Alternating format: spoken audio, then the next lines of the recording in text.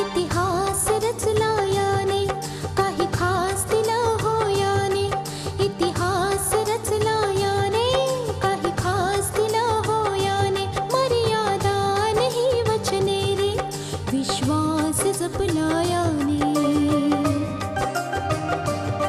सप्तपदीने दिलेला हा उपहार रे, माझा शृंगार रे हा, माझा शृंगार रे, माझा शृंगार रे हा, माझा शृंगार रे.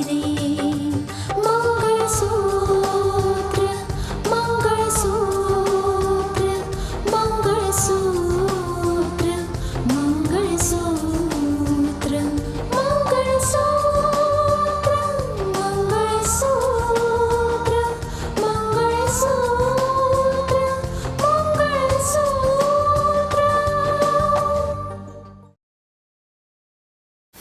तू ब्लास्ट करून गुलशनला मारण्याचा प्रयत्न केला होतास. तू तुझ्या हातांनी शमशेर सिंगचा खून करून टाकलास. आमची मान तर अभिमानाने तेव्हा ताठ होईल जेव्हा तू तीच नोकरी पुन्हा जॉईन करशील. माझी सुद्धा हीच इच्छा आहे की तू ATS पुन्हा जॉईन करावंस. ती कालही जे काही करत होती ना, आपल्या बदल्याच्या आगीमुळेच करत होती. आणि आजही जे काही करेल आपला बदला पूर्ण करण्यासाठीच करेल. जज साहेब, जर तुमची मुलगी 2-2 लग्न करू शकते तर मी माझ्या मुलाचं दुसरं लग्न का नाही करू शकत? माझ्या मुलाचं दुसरं लग्न करून दाखवणार मी.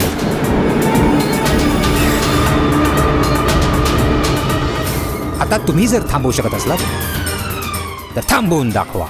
जेव्हा केव्हा तो दिवस येईल ना, त्या दिवशी तुम्ही बघाल की आदित्य प्रताप सिंग काय करू शकतो. हा माझ्या मुलीच्या जीवनाचा प्रश्न आहे आणि माझ्या मुलीच्या जीवनासाठी मी कोणती हद्द पार करू शकतो.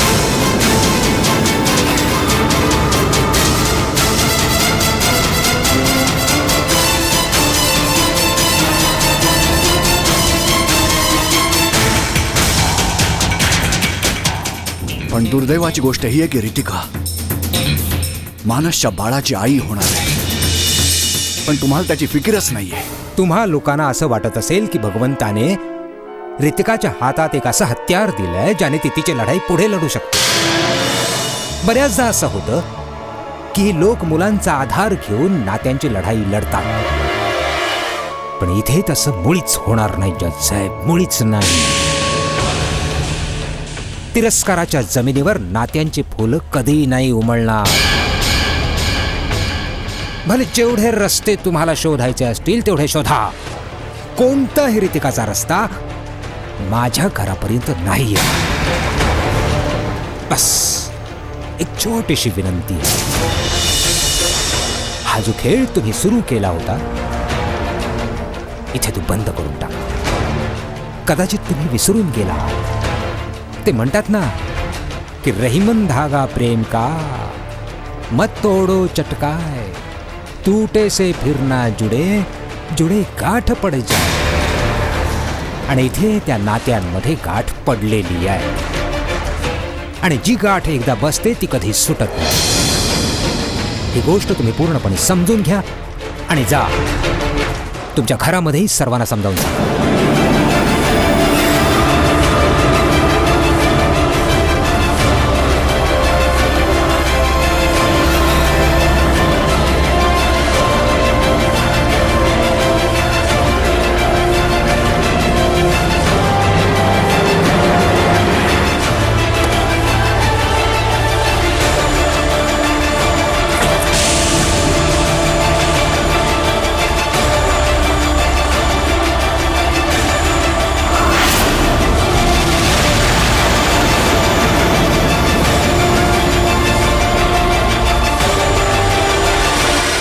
आता साक्षी सांगो किंवा दुनियेने सांगो, मी कुणाची कोणतीही गोष्ट ऐकू इच्छित नाही. बस. आणि तूही ऐकून घे. माझ्या समोर रितिका आणि तिच्या घरच्यांबद्दल चर्चा नको करूस please. Dad please try to understand. मी फक्त हे समजावतोय तुम्हाला की जज साहेबांना आपण असंही उत्तर देऊ शकतो की रितिकाला आपण घरी घेऊन येऊया, त्यानंतर त्यांच्या घराशी नातं अगदी कायमचं तोडून टाकू. का का मानस, का? एक वार मी त्यांच्या विधवा मुलीला आपलंसं करून त्या लोकांवर उपकार करून चुकलोय आणि आजपर्यंत मी उपकारांची जाणीवही नाही करून दिली. त्याचा हा बदला मिळाला मला. ही वागणूक दिली मला. एक वार केलेले आहेत उपकार, आता पुन्हा नाही करणार. Dad, why don't you understand? रितिकाची चूक काय आहे? आपण तिला शिक्षा का देतोय डॅड? ती जज साहेबांच्या घराची नाही, आपल्या घराची सून आहे, आपल्या घराची लाज आहे. तुम्ही का नाही विचार करत? नाही विचार करू शकत. मी असा कधी नाही विचार करू शकत. जेव्हा मी रितिकाच्या बाबतीत विचार करतो ना, मला आदित्य प्रताप सिंगचं ते बोलणं आठवायला लागतं जे ते मला बोललेले आहेत. कशा प्रकारे वाईट साईड बोलले होते, मला अपमान केला होता माझा. आणि तूही कान उघडून ऐक. तू मला कधी नाही पटवू शकत. डॅड, जरा थंड डोक्याने विचार करा. रितिका आपल्या घराच्या वारसदाराला जन्म देणार आहे. आपल्या घराचा वारसदार कोण्या दुसऱ्याच्या घरी वाढेल, कोण्या दुसऱ्याच्या उपकारांवर जगेल. त्याने तुम्हाला बरं वाटेल का? बरं वाटेल, सर्व बरं वाटेल. आणि ज्याने बरं नाही वाटणार तर ते यामुळे की माझ्या घरातली कोणतीही व्यक्ती रितिकाला परत आणण्याचा प्रयत्न करते. मी चॅलेंज दिलंय आदित्य प्रताप सिंगला की मी माझ्या मुलाचं दुसरं लग्न करणार, दुसरी सून घेऊन येणार. जर तो थांबवू शकत असेल तर थांबव, आणि तो दिवस खूप लवकरच येईल. दुसरं लग्न मी मुळीच नाही करणार डॅड. मानस. Yes dad. त्याने तुम्हाला बरं वाटो किंवा वाईट, रितिकासाठी सवत या घरामध्ये मुळीच नाही येणार. And I mean it.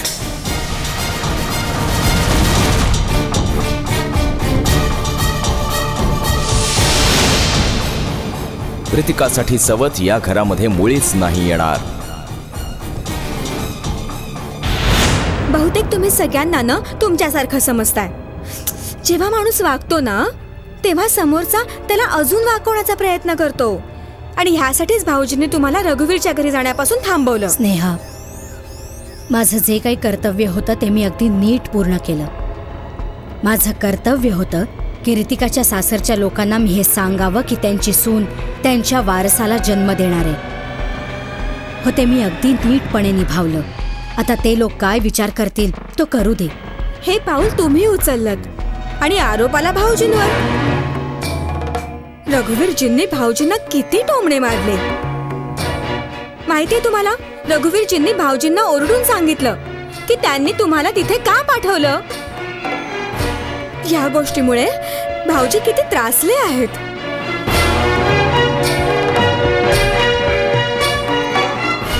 लोक बोलण्याआधी इतकाही विचार करत नाहीत की तीर आणि तलवारीच्या जखमा भरून जातात, पण मुखातून जे शब्दांचे तीर निघतात ना, त्याच्या जखमा कधीच नाही भरत.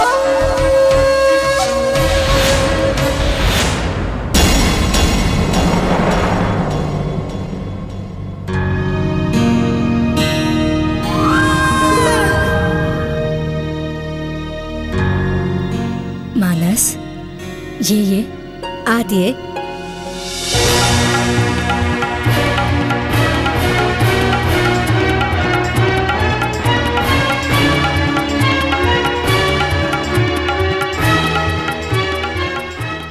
आत्ताच तुम्ही म्हणालात ना की मुखातून निघालेले तीर ज्या जखमा देतात त्या कधीही नाही भरत.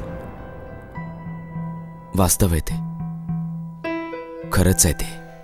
मला मान्य आहे बाळा की भाऊ असं काही बोलला असेल ज्याने तुला फार वाईट वाटलं असेल. पण मी तुला एक गोष्ट विचारते बाळा, यामध्ये रितिकाची काय चूक आहे? तिच्या होणाऱ्या बाळाची काय चूक आहे? रितिका आणि तिच्या होणाऱ्या बाळाची खरंच काही चूक नाहीये, परंतु तिरस्काराची आग जी भडकली ती शांत करणं इतकं सोपं नाहीये. भरपूर मुश्किल आहे ते. तुम्हा लोकांना माहिती आहे, जीवनामध्ये पहिल्यांदा मी माझ्या डॅडचं म्हणणं नाही मान्य केलं. त्यांच्या मर्जीच्या विरुद्ध इथे निघून आलोय रितिकाला भेटायला.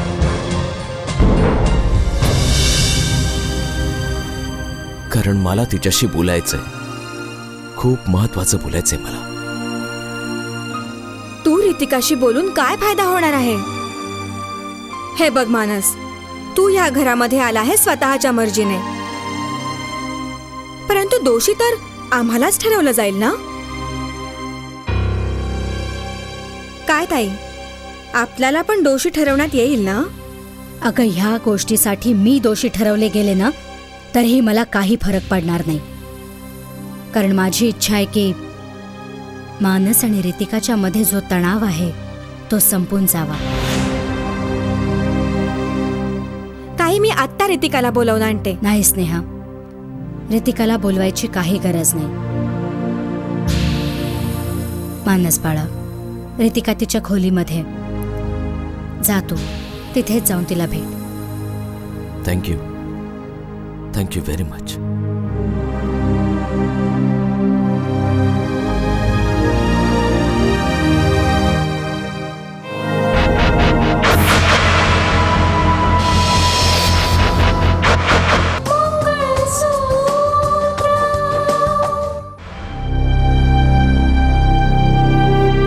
रितिका,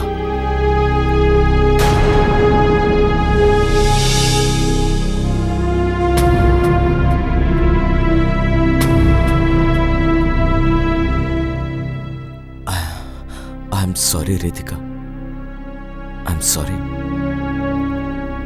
जेव्हापासून मला ही जाणीव झाली की मी तुझ्यावर इतका मोठा अन्याय केलेला आहे, पण माझ्या जीवनाचा मेळ, सुख सर्व काही विस्कटलंय रितिका. म्हणूनच स्वतःचा इगो, स्वतःचा अहंकार सोडून मी इथे तुझ्या घरी निघून आलो तुझी माफी मागायला. मला माफ कर रितिका, मला माफ कर. प्लीज मानस, माझी माफी मागू नकोस. माझी इच्छा असूनही तुला माफ नाही करू शकणार. मला नाही माहित मी माझं जीवन कशा प्रकारे जगते आणि जगेनही की मरून जाईन, मला नाही माहित. परंतु मला एक गोष्ट माहितीये, मी तुला माफ नाही करू शकणार. हे तू काय बोलतेस रितिका? सर, तू मला माफ नाही केलंस तर मी आयुष्यभर स्वतःला माफ नाही करू शकणार रितिका. आणि जर मी तुला माफ केलं ना मानस, तर माझा स्वाभिमान मला कधीही माफ करणार नाही. हे तू काय बोलतेस रितिका? तू काय बोलत चालली आहेस? आणखी काहीही बोलू नकोस मानस. काय ऐकायची इच्छा आहे तुझी? हेच ऐकायची इच्छा आहे की मी तुला माफ केलंय? ठीक आहे, तुला माझी माफी हवी आहे ना? मी तुला माफ करून टाकते, पण त्या बदल्यात तू मला त्या सगळ्या गोष्टी परत देऊ शकशील का ज्या मी गमावल्या? तुझ्या एका छोट्याशा चुकीमुळे संशय तू घेतलास, आरोप तू लावलास, नातं आपलं तुटलं मानस. आणि या धक्क्यामुळे माझी मम्मी निघून गेली, जीव गेला तिचा. परत देऊ शकशील तू ती मला? परत आणू शकशील का माझ्या मम्मीला? नाही मानस, मामाचा जीव गेला आणि सगळ्यांनी मला जबाबदार मानलं. म्हणाले की मी जबाबदार आहे, माझ्यामुळे मम्मीचा जीव गेला. या धक्क्यामुळे मी माझी नोकरी गमावली, माझा सन्मान, माझं रेप्युटेशन, सर्व काही गमावून बसले मी. काय उरलं आता माझ्या आयुष्यात मानस? अरे, ते सगळं काही परत देऊ शकशील का तू? नाही. अगदी सोपं आहे रे माफी मागणं. आत्ता माफी मागतोस तू? मला त्या साऱ्या गोष्टी परत हव्यात. मला माझी मामा हवी आहे, दे परत. नाही करू शकणार मी तुला माफ, नाही करू शकणार. Please Ritika, please. मला जाणीव आहे मी काय केलंय. भरपूर मोठी चूक झाली माझ्याकडे. मी ते सर्व काही नाही परत करू शकत. मी तुझे गुन्हेगार आहे रितिका. तुला जी शिक्षा द्यायची आहे ती मला दे. मी कोण आहे रे तुला शिक्षा किंवा बक्षीस देणारी? मी तर स्वतःच शिक्षा भोगते. तिळ तिळ तुटतेय मी रे रोज. आणि दररोज हाच विचार करते की मी केलं तरी काय आहे? काय चूक होती माझी? का संशय घेतलास मानस तू? का आरोप लावलास माझ्यावर? का माझ्या पतिव्रता असण्यावर तुला संशय आला? माझ्या पवित्रतेवर का प्रश्न उठवलास तू? मी आजपर्यंत नाही समजू शकले. दररोज विचार करते काय गुन्हा केला होता, परंतु मी नाही समजू शकले. आणि तरीही मला शिक्षा मिळाली आहे मानस. आजही ती भोगतेय मी. तुला माहितीये मानस, जेव्हा तुमच्या घरी मी नवरी बनून आले होते तेव्हा खूप सारी स्वप्न रंगून आले होते. माझा आत्मसन्मान, स्वाभिमान घेऊन गेले होते बरोबर.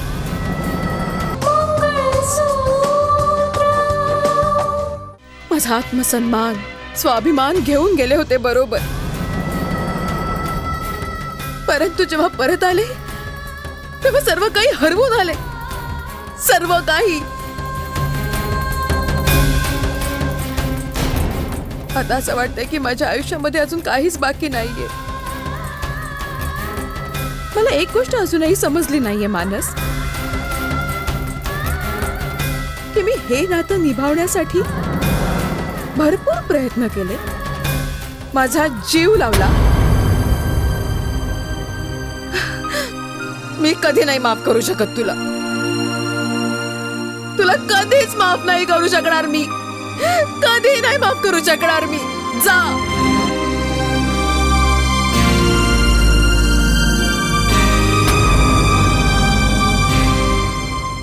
हे काय बोलतेस तू? मानस आणि रितिकाला भेटायला आलाय. आपल्याला तर ह्या घरातली माणसं कमी करायची आहेत, पण असं वाटतंय की ही माणसं बस वाढतच चालली आहेत. नाही स्नेहा, नाही. ही माणसं नाही वाढू द्यायची. मानस आणि रितिका मिळून आपल्या विरुद्ध एक ताकद बनून उभे राहू शकतात. ही ताकद आपल्याला संपून टाकावी लागेल, रोखावी लागेल. पण ह्यासाठी आपण करायचं काय? भले जे काही करावं लागेल.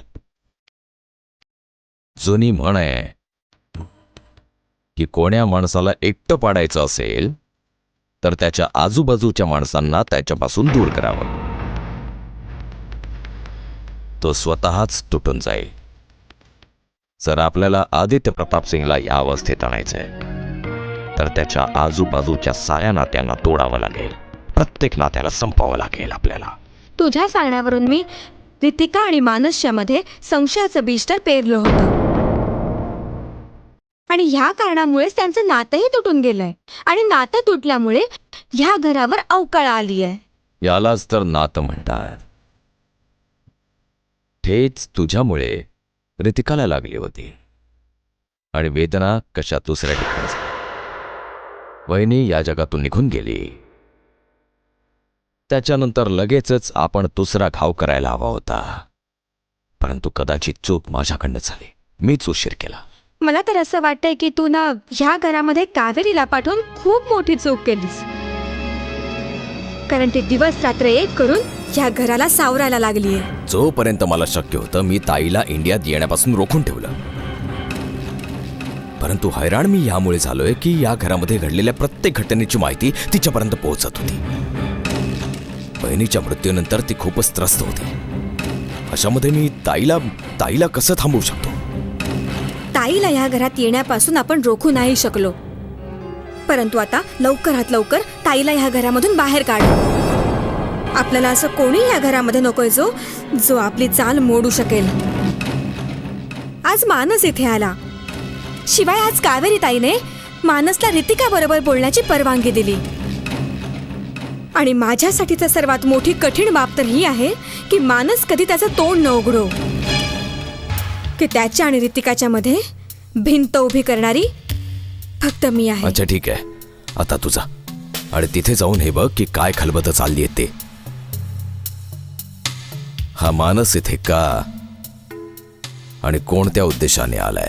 सध्या तरी मी मानसच्या समोर जाणं ठीक नाहीये, कारण मला बघून तो हा प्रश्न उभा करू शकतो की मी असं का केलं, कारण रितिका निर्दोष होती.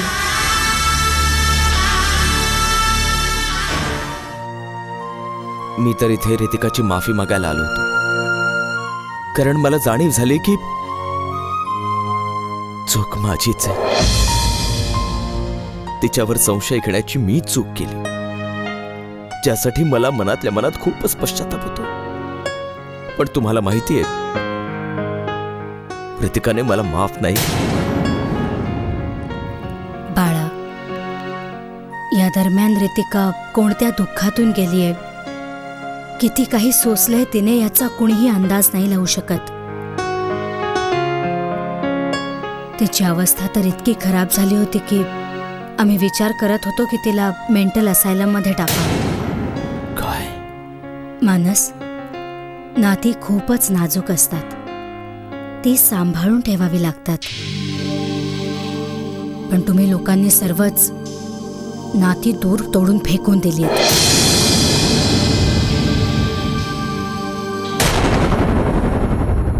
कच्च्या धाग्याने गुंफला हा संसार रे, पतीचे प्रेम रे जीवन सार रे, पतीचे प्रेम रे जीवन सार रे.